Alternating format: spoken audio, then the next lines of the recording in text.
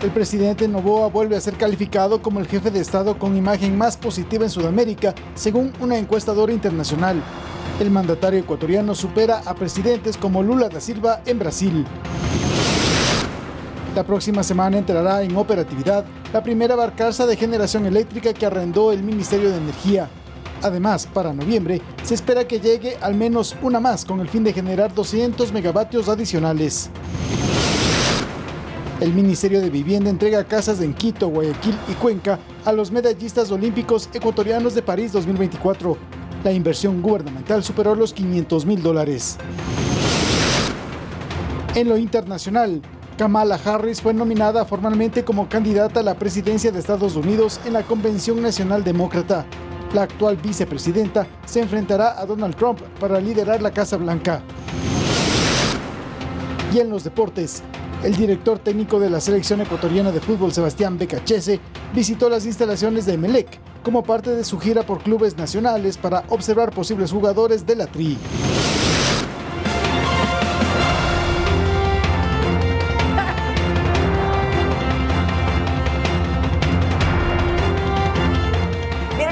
Agosto del 2024. Amigos, buenas noches. Bienvenidos a la emisión estelar de Noticias 7. Los invitamos para que nos sigan en el telégrafo.com.es, ecuadortv.es, en el dial de Pública FM y a través de todas nuestras redes sociales. Fer, buenas noches.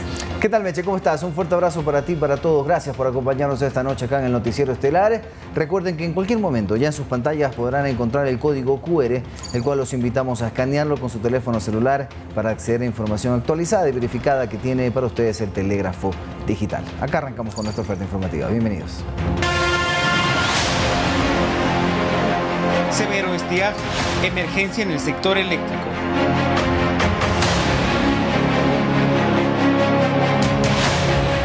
Al menos una barcaza nueva de generación eléctrica será contratada en el Ecuador para enfrentar la emergencia energética por el estiaje, según informó el Ministerio del Ramo. Ello mientras se prepara la conexión de la barcaza Car Power Ship, que ya está en nuestro país. Al puerto de las Esclusas, en Guayaquil, será conectada la barcaza KPS de la compañía turca Car Power Ship el próximo lunes, según informó el ministro de Energía Antonio González. Así se pretende que 100 megavatios de electricidad se generen durante los siguientes 18 meses. El Ecuador ya está ingresando al periodo de estiaje o sequía, en el que se prevé que la generación hidroeléctrica disminuya por la falta de agua en las represas. Esto provocaría un déficit proyectado en 750 megavatios, por lo que se analizan más medidas a tomar. Dentro de esos 750 megavatios está dividido en dos partes, una parte es alquiler y una parte es compra. De la parte de alquiler incluye 200 megavatios de barcaza y estaría ubicada en el mismo lugar. El 2 de septiembre se lanzará la licitación para que las compañías concursen por la adjudicación del contrato. Car Power Ship podría hacerlo también. La necesidad ahora es 200 megavatios adicionales de alquiler de barcaza, entonces puede ser que sean dos barcazas de 100 o una barcaza de 200. El Ministerio de Energía agregó que la oferta a seleccionar será la que permita la llegada de la nueva o nuevas barcazas lo antes posible. Ese criterio también es el que se ha aplicado para alquilar en lugar de comprar. Comprar una barcaza no es como ir a comprar un auto o una camioneta. Tienes que solicitarla y se demora unos 3 años. Por lo tanto, no nos va a resolver el problema de emergencia que tenemos nosotros porque es estacional, es durante el estiaje que no tenemos suficiente energía para la demanda. Según el ministro González, los 200 megawatts adicionales de barcazas deberían arribar a costas ecuatorianas en noviembre de este 2024. Lautaro Andrade Castro, Noticias 7. Y estamos por cerrar agosto y nuevas encuestas vuelven a difundirse en datos de aceptación presidencial. En la siguiente nota veremos los más recientes porcentajes del presidente Daniel Noboa a escala nacional y entre otros mandatarios de la región. El presidente Daniel Noboa recuperó el primer lugar de mandatarios sudamericanos con imagen más positiva. Según la encuestadora internacional CB Consultora de Opinión Pública, el jefe de Estado ecuatoriano es el mejor valorado en el continente con el 52,7%. Al mandatario nacional le sigue Lula da Silva de Brasil y Luis Lacalle Pou de Uruguay con el 52,5% y el 51,2% respectivamente. Pero además la encuesta refleja que el presidente Noboa tiene un 0,2% más respecto al mes anterior. Otras encuestadoras como Cedatos en Ecuador también recaban que Noboa mantiene números verdes en su gestión. Al 18 de agosto del 24 está con 57%. Y en cuanto a grupo etario, según CEDATOS, la aprobación a la gestión presidencial es la siguiente. Los jóvenes, 61.9%. Los de 26 a 45, 53.9%. Y los que tienen más de 45 años, 60%. Y otro punto que se le preguntó a los ecuatorianos y que mantiene su tendencia de los últimos meses es la credibilidad, que es otra cosa muy importante, está en 45.5. La credibilidad. Estas cifras están por encima que, por ejemplo, la Asamblea Nacional, cuya aprobación es del 21,6% y una credibilidad de 12 puntos, también según CEDATOS. Lautaro Andrade Castro, Noticias 7. El presidente Daniel Noboa realizó cambios en las representaciones diplomáticas del Ecuador en el extranjero. Mediante decretos ejecutivos nombró a 3 nuevos embajadores. El primero, Marcelo Vázquez Bermúdez, como embajador ante la Organización de las Naciones Unidas ONU con sede en Ginebra, Suiza. Danilo Aliaga Sancho reemplazará a Hernán Enrique Ponce como embajador ante el Gran Ducado de Luxemburgo. Y Loti Andrade Abdo dejó de ser la embajadora ante Argentina para asumir la representación en Chile.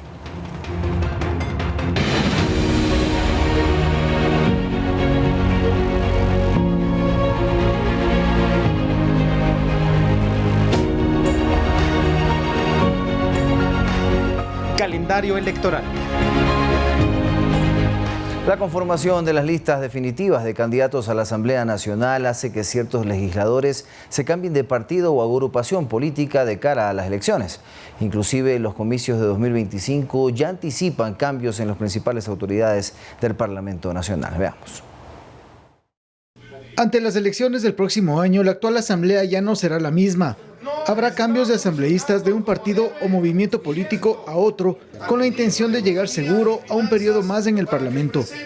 Otros, quienes le apuestan a la reelección, deberán en enero pedir licencia para hacer campaña política, lo que implica que deberán principalizar a sus alternos para que intervengan en las sesiones del Pleno y en las reuniones de las comisiones legislativas. Lo más evidente de este cambio se verá en la reconfiguración de las principales autoridades parlamentarias.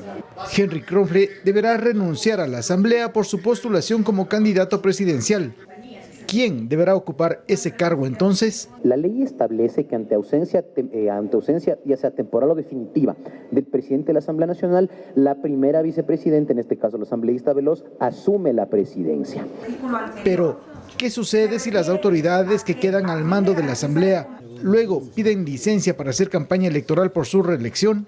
En caso de ausencia de cualquiera de los otros autoridades del CAL, primer vicepresidente, segundo vicepresidente y primero y segundo vocales, será el Pleno de la Asamblea Nacional quien elija a esa autoridad. Trascendió el dato que de los 137 asambleístas, al menos 82 van por la reelección. Los demás aseguran que darán espacio a otros cuadros dentro de sus respectivas organizaciones.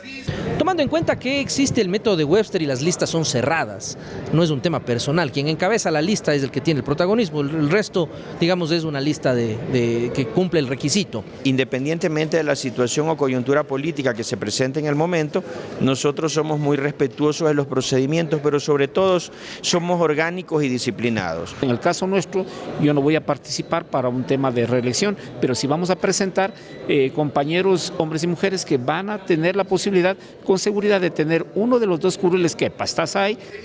Es menester recordar que para el siguiente periodo legislativo la Asamblea tendrá una conformación de 151 legisladores, 130 provinciales, 15 nacionales y 6 del exterior. Esto debido a los resultados del último censo de población del 2022, que modificó la distribución y cálculo de escaños por el aumento de la población en determinadas zonas del país. Javier Ceballos, Noticias 7.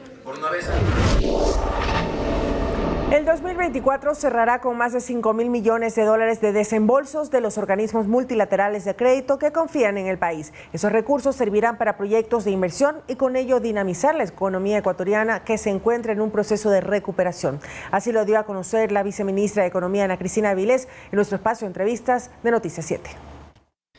Luego de la pandemia y a finales de 2022, la economía ecuatoriana inició un proceso de desaceleración o reducción de su actividad, que se mantuvo hasta los primeros meses de este año. Sin embargo, las proyecciones económicas ahora dan cuenta de que en el segundo semestre de 2024 ya se inició el proceso de recuperación y crecimiento. El crecimiento anual, que es el que ha dicho el Banco Central del Ecuador, es el del 1% en consolidación de todo el año, es decir, a diciembre versus el del 2023. Sin embargo, lo que se espera es que este último semestre justamente sea el que nos permita recuperarnos de una manera importante. Para ello contribuye la inyección de recursos frescos, por ejemplo, de los organismos multilaterales. Este año se cerrará con más de 5.000 millones de dólares de desembolsos. Hasta el momento se han concretado 2.500 millones. Ahí están justamente los 1.000 millones que ya recibimos del Fondo Monetario Internacional y se esperan alrededor de 1.500, 1.700 millones adicionales para completar lo que estimábamos en el año. Las fuentes viene del Banco Mundial, que justamente aprobó un préstamo por sobre 700 millones de dólares, el BID, que aprobó un préstamo por 500 millones, la CAF adicionalmente, que también aprobó un préstamo por 250 millones. Entonces esperan todos esos desembolsos justamente para culminar el año y que podamos terminar con más de 5.000 millones en este año. Esos recursos ya se empezaron a distribuir principalmente en proyectos y programas de inversión, en temas como seguridad, energía, educación, salud, entre otros. En esa tarea contribuye también, por ejemplo, el Banco de Desarrollo del Ecuador, que a su vez financia a los gobiernos autónomos descentralizados y otros organismos, que en este año ya ha financiado, por ejemplo, 125 proyectos por 267 millones de dólares. Un primer impacto es el empleo, ¿no? O sea, hay fuentes de empleo directo e indirecto que se deriva de la obra pública. Todos conocemos que la construcción es un importantísimo motor de crecimiento económico. No solamente se contrata gente, se comienza a comprar la cola, el guineo, los trabajadores. Es decir, se genera una suerte de dinamismo en torno a la apertura de una calle. Con esos datos, el Banco de Desarrollo del Ecuador registra un 130% de ejecución presupuestaria y hasta el momento ha colocado en proyectos 30 millones de dólares más que en el 2023. Rommel Garzón, Noticias 7. Y en otros temas les contamos que el Gobierno Nacional entregó al Ministerio de Salud 28 camionetas 4x4, vehículos que llegarán con los servicios sanitarios a las zonas más apartadas del país. Esta entrega es parte de la primera fase del proyecto de fortalecimiento de la salud intercultural, que busca integrar técnicas ancestrales con conocimientos tradicionales para que todos los ciudadanos, sin importar su etnia, tengan atención médica oportuna y gratuita. Al menos el 18% del total de la población del Ecuador es parte de las comunidades indígenas, montubias y afrodescendientes, grupo que el Gobierno Nacional espera atender con todos los servicios sanitarios del Ministerio de Salud sin irrespetar sus creencias y técnicas ancestrales. ¿Cómo lo lograrán? Con el proyecto Fortalecimiento de la Salud Intercultural, la asistencia llegará a las zonas apartadas con camionetas 4x4. Los primeros vehículos fueron entregados en el Hospital Docente de Calderón. El gobierno que resuelve está otorgando a la salud del Ecuador y lo está haciendo a través de varios proyectos y programas que no terminan simplemente con las adecuaciones de los hospitales ni tampoco termina con la habilitación de los tomógrafos. Realmente empieza por la articulación de una atención primaria en salud eficiente que llegue a todos los rincones. Para los representantes de estas comunidades, la iniciativa gubernamental mejorará las condiciones de vida de muchas personas, incluso aquellas que por factores económicos no pueden llegar ni a los centros de salud ni a los hospitales. Y pues ese proceso de articulación entre las dos medicinas pues acelerará el proceso de curación de los pacientes. La inversión del proyecto es de 2.1 millones de dólares, porque la meta es entregar 37 camionetas más antes de finalizar el año. Que ayudarán a acabar con la excusa del no podemos llegar o la excusa del está muy lejos. Esto se acabó. Mientras nosotros estemos aquí, nunca más volverán a escuchar tales mentiras. En esta primera fase, 28 cantones se beneficiarán del proyecto, ubicados principalmente en las provincias de Imbabura, Pichincha y la Amazonía. Es muy importante que comprendamos que el Ecuador es un país plurinacional. Nadie es más que la otra, nos complementamos. Y esto creo que es una de las políticas que tenemos que impulsar. Cifras oficiales establecen que en los últimos meses se contrataron 911 profesionales sanitarios para la asistencia en los sitios considerados como remotos de nuestro país. Sofía Vintimilla, Noticias 7. Por iniciativa del consejero Augusto Verduga, el Consejo de Participación decidió acelerar los trámites para aprobar el nuevo reglamento para la designación del nuevo o nueva fiscal general del Estado. El periodo de Diana Salazar al frente de este organismo terminará en abril del 2025. Tras la renuncia de Michelle Calvache al Consejo de Participación, Yasmín Enríquez es la nueva consejera que participó este martes en el Pleno y tras una acalorada discusión, el CPCCS resolvió acelerar el trámite para el nuevo reglamento de elección del nuevo fiscal general del Estado. La propuesta vino del consejero Augusto Verduga vinculado al correísmo, lo cual fue cuestionado por Juan Esteban Guarderas. Y a mí me preocupa un montón que ese concurso sea controlado por un partido político. El problema de una postura narco a la Fiscalía General del Estado. No le voy a permitir que usted utilice epítetos como narco. Eso te lo rechazo tajantemente y no te lo voy a permitir. Escúchame bien, te lo digo mirándote a los ojos. No te lo voy a permitir, Guarderas. Porque no voy a permitir que ningún mamarracho me venga a faltar el respeto en este cuerpo colegiado. Según Guarderas, parte del nuevo reglamento que propone Verduga es que la probidad notoria, es decir, la honradez del postulante, se limite a quienes hayan sido sentenciados y no a quienes tengan investigaciones en curso. Su reglamento permitiría que haya narcopostulantes a la Fiscalía General del Estado. Permítame, yo no le he insultado y tampoco le he interrumpido. En mayo de este año, el Pleno del organismo le encargó a Verduga realizar un borrador del nuevo reglamento para elegir al fiscal general, a lo que asegura no han habido avances. Verduga busca tratar la revisión del borrador para la próxima semana, sin embargo, al ser Yasmín Enríquez nueva consejera, se debatió darle más tiempo. Si es que hay un problema con el reglamento, una ilegalidad, la coordinación jurídica sí debería tener un poco más de tiempo. Finalmente, con 5 votos a favor y 2 en contra, se resolvió que el martes 27 de agosto se realicen las mesas técnicas para aprobar el borrador y el informe sea tratado el 30 de este mes. Recordemos que el periodo del actual fiscal general del Estado, Diana Salazar, termina en abril del 2025. Edison Saavedra, Noticias 7. Regresamos con más información. La Fuerza Investigativa contra la Extorsión, FICE, ejecutó esta madrugada varios allanamientos simultáneos en Manabí, Pichincha y Santo Domingo de los Áchilas. La policía capturó a 18 personas quienes serían miembros de la organización delictiva Los ERE, posibles ejecutores de los delitos de tenencia de armas, receptación de secuestros, extorsión, tráfico de drogas y robo a vehículos. Veamos.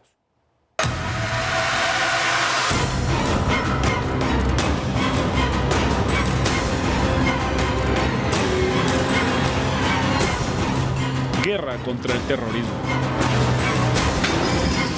¡Quédate ahí! ¡Quédate ahí! ¡Quédate ahí! Un nuevo golpe policial a las organizaciones delincuenciales que atemorizan a la ciudadanía en el cometimiento de varios delitos. Durante la madrugada de este miércoles, la Fuerza Investigativa contra la Extorsión, FICE, ejecutó de manera simultánea varios allanamientos en Santo Domingo de los Áchilas, Manabí y Pichincha, donde se procedió a la captura de 18 personas, quienes serían integrantes de la organización delictiva Los ERE. Es de que este proceso investigativo nos permitió establecer la materialidad y la responsabilidad de cada uno de los actores, con la finalidad de que Fiscalía General del Estado presente todos estos elementos de convicción suficientes, con la finalidad de que el juez que aboque conocimiento de la presente causa determine en derecho esta materialidad y responsabilidad. Los sujetos detenidos serían responsables de cometer delitos relacionados a la tenencia de armas, receptación, secuestros, extorsión, tráfico de drogas y robo a vehículos en Cayambe, provincia de Pichincha, Santo Domingo de los Áchilas y en El Carmen, en Manabí. De acuerdo a la investigación policial que tomó 5 meses, esta organización tenía, entre otros procedimientos, el siguiente esquema de operación delictiva. El tema de establecer este tipo de delitos en los ejes viales, específicamente aprovechando la cierta ingenuidad de las personas que eran contratadas con la finalidad de hacer carreras hacia la ciudad de Santo Domingo. Y esto era aprovechado con la finalidad de poder secuestrarles, posterior llamar a sus familiares directos con la finalidad de que les entreguen cierta cantidad de dinero para ser depositados en cuentas ya previamente establecidas, y posterior también solicitaban el tema de dinero ilegal con la finalidad de que sus vehículos sean recuperados, y posterior también el tema de un dinero específico por el tema de la liberación de los mismos. En el operativo llamado Fénix 227, la policía decomisó 11 armas de fuego, 10 teléfonos celulares, drogas y vehículos reportados como robados. Javier Ceballos, Noticias 7. El alcalde de Durán, Luis Chonillo, ordenó que los gerentes, subgerentes y directivos de los cuerpos de bomberos, la autoridad de tránsito y el registro de la propiedad de su cantón pongan sus cargos a disposición. Tras la intervención que efectuó la semana pasada el bloque de seguridad, en la que se detuvo a 23 personas, algunos de los cuales eran funcionarios de esas instituciones municipales. Mediante una carta, Chonillo reconoció y valoró, según dijo, el esfuerzo del presidente Daniel Noboa en liderar una lucha frontal contra la delincuencia en el segundo cantón más grande del Guayas. El alcalde actualmente está fuera del país y en periodo de vacaciones hasta septiembre.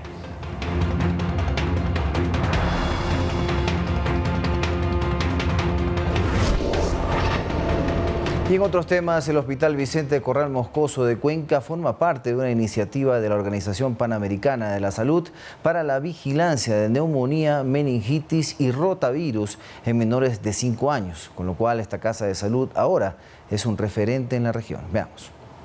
En Ecuador hay 3 hospitales que vigilan la neumonía, la meningitis y el rotavirus en menores de 5 años. Instituciones que son parte de la iniciativa regional de la Organización Panamericana de la Salud, cuyo objetivo es reducir el número de niños con estas patologías en el continente y así contribuir para que tengan una infancia de calidad. Una de estas casas de salud es el Hospital Vicente Corral Moscoso de Cuenca, que a través de su unidad de epidemiología se convirtió en un referente en la vigilancia centinela de estas 3 patologías. Tras una inspección de varios representantes de la OPS y la OMS, constataron que cumplen con la normativa, además que el número de casos atendidos logrará tomar decisiones para la introducción de vacunas para nuevas cepas de ser el caso. Datos del Ministerio de Salud establecieron que durante el 2023 en este hospital del austroecuatoriano se reportó el monitoreo de 241 niños con rotavirus, 481 con neumonía bacteriana aguda y 0 casos de meningitis bacteriana aguda.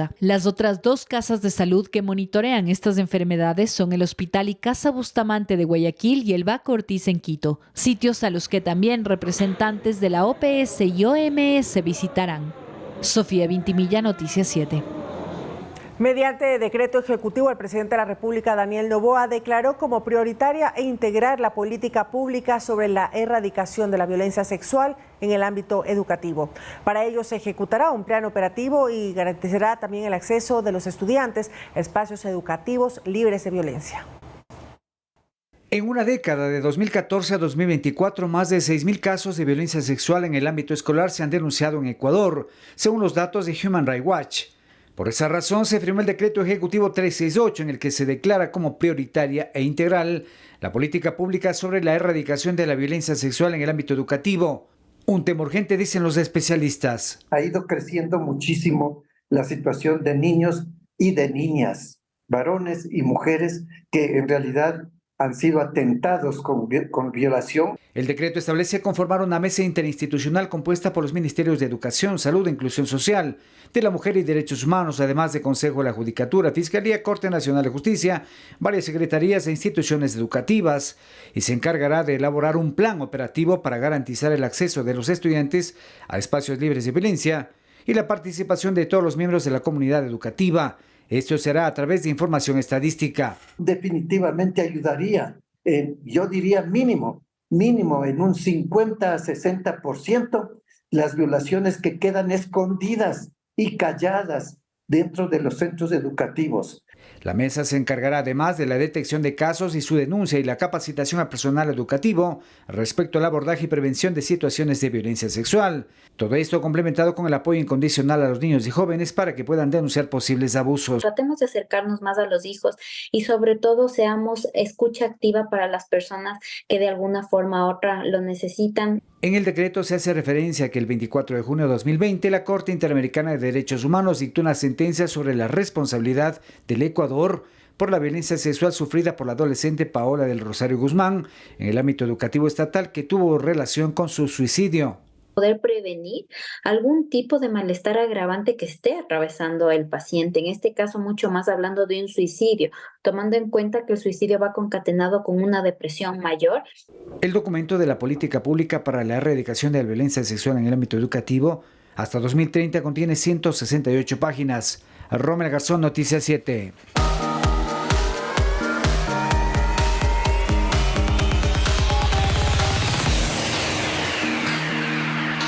Y el Ministerio de Vivienda entregó casas en Cuenca, Guayaquil y Quito a los atletas ecuatorianos que obtuvieron medallas en los Juegos Olímpicos de París 2024.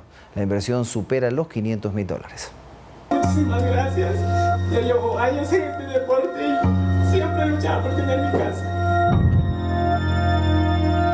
Con lágrimas en los ojos, Angie Palacios, atleta ecuatoriana que obtuvo la medalla de bronce en París 2024, recibió oficialmente las llaves de su casa propia en Quito. Me siento muy honrada, muy contenta. Sé que a pesar después de tanto sacrificio, de tanto seguir luchando, ahora puedo decir que tengo mi casa propia.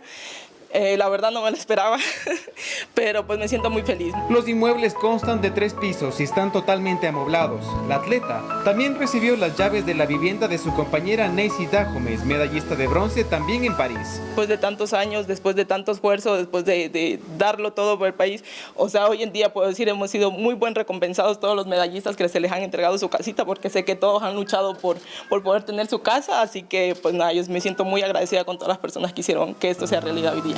Al igual que ellas, este miércoles también recibieron sus casas Glenda Morejón, medallista de plata, y Daniel Pintado, quien obtuvo medalla de oro, ambos inmuebles en Cuenca. Entonces creo que es muy importante para mi carrera deportiva seguir creciendo, seguir buscando nuevos retos y nuevos objetivos y pues con la tranquilidad de que mi familia está en un lugar seguro. Las atletas recibieron sus casas de la mano de Humberto Plaza, ministro de Vivienda y Desarrollo Humano, quien destacó la hazaña deportiva.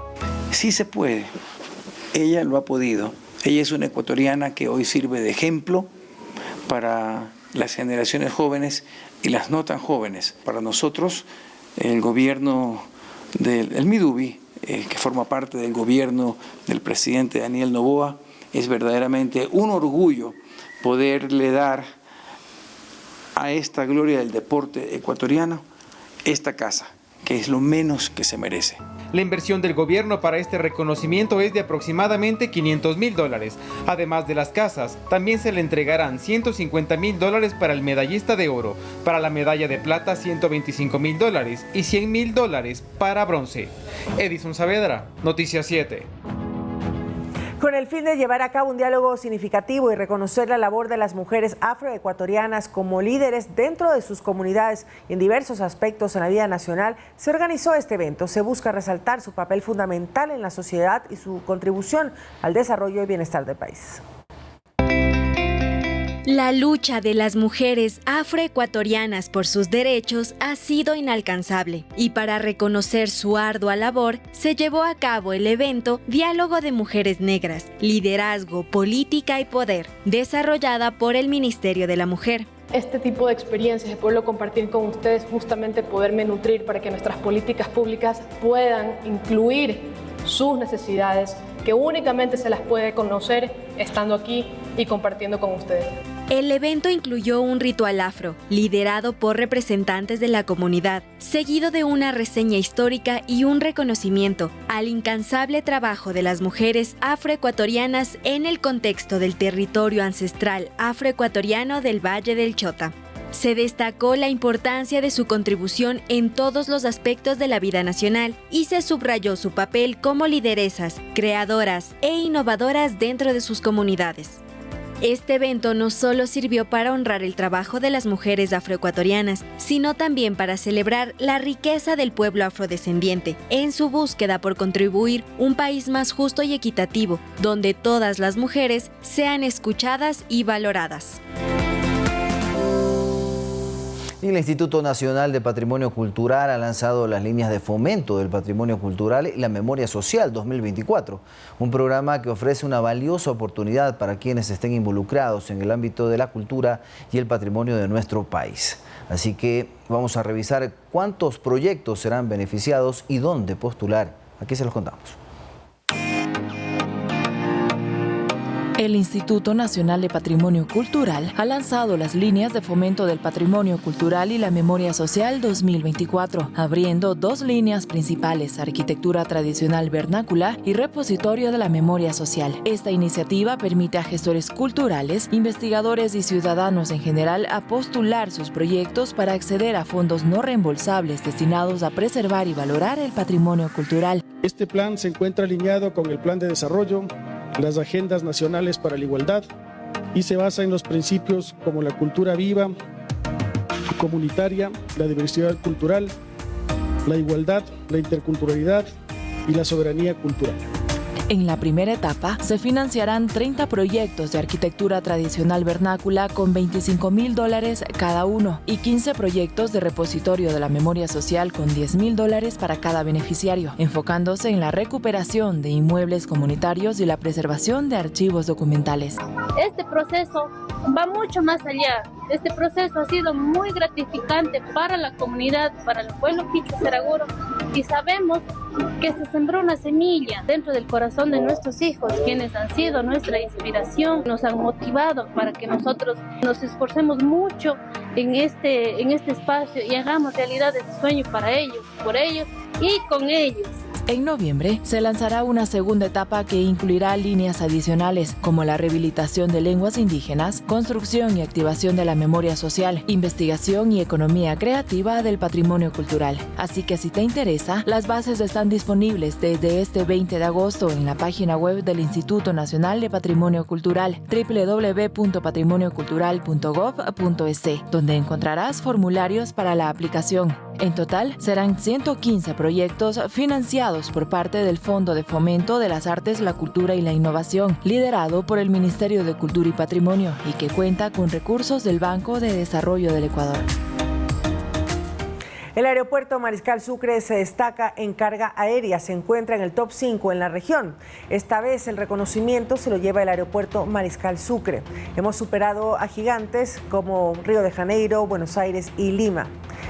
Así que les vamos a contar exactamente algunas cifras. El Consejo Internacional de Aeropuertos de América Latina y el Caribe ha colocado a nuestro aeropuerto capitalino en el puesto 5 en cuanto a movimiento de carga aérea. Manejamos 334,407 toneladas, lo que representa un aumento del 14,2% frente a las 293.904 toneladas del año pasado. 13.000 metros cuadrados de espacio son operados por 4 empresas paletizadoras y plataformas de carga que pueden recibir hasta 6 aviones de gran capacidad al mismo tiempo. Además, este año se va a tener una inversión de 74,2 millones para un proyecto de expansión que permitirá mover aún más carga y seguir demostrando que el aeropuerto es uno de los mejores del mundo.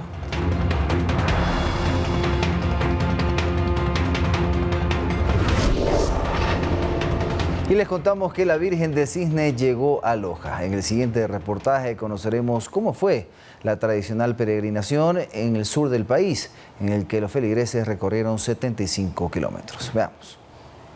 La tradicional romería de la Virgen del Cisne comenzó por primera vez en agosto de 1830. El recorrido dura 3 días e incluye 3 paradas en lugares estratégicos. El 17 de agosto, después de la misa de despedida, la imagen de la Virgen parte desde la basílica de la parroquia El Cisne y recorre los primeros 21 kilómetros hasta llegar a la parroquia San Pedro. El 18 de agosto, los peregrinos continúan su trayecto desde San Pedro de la Bendita hasta el cantón Catamayo, donde pernoctan. Aquí la imagen descansa un día antes de realizar el último y más largo tramo, que va desde Catamayo hasta Loja. Es el tramo más difícil, de Catamayo a Loja, pero es el que más congrega. Viene mucha gente primeramente de la provincia, de la ciudad y de otros lugares, ¿no? Como vemos, pues la mayor parte de caminantes son jóvenes. Los jóvenes caminan muchísimo a través justamente de la imagen de la Virgen del Cisne. El 20 de agosto la sagrada imagen recorrió cerca de 33 kilómetros en su último trayecto, llegando a la ciudad de Loja alrededor de las 4 de la tarde. Miles de devotos la acompañaron en su recorrido, mientras que otros cientos la esperaban en las calles. Este año la Virgen lució un atuendo en homenaje a los migrantes que han tenido que dejar el país en busca de un mejor futuro para sus familias. La churronita ingresó a la ciudad escoltada por un cordón de seguridad de la Policía Nacional. Estamos con un dispositivo de 600 policías aproximadamente, los cuales nos encontramos distribuidos en diferentes puntos estratégicos de la ciudad de Loja para hacerle la bienvenida a la Virgen del Cisne. Llegó hasta la catedral, lugar en el que permanecerá hasta el 1 de noviembre. En Loja, informó Ana Márquez.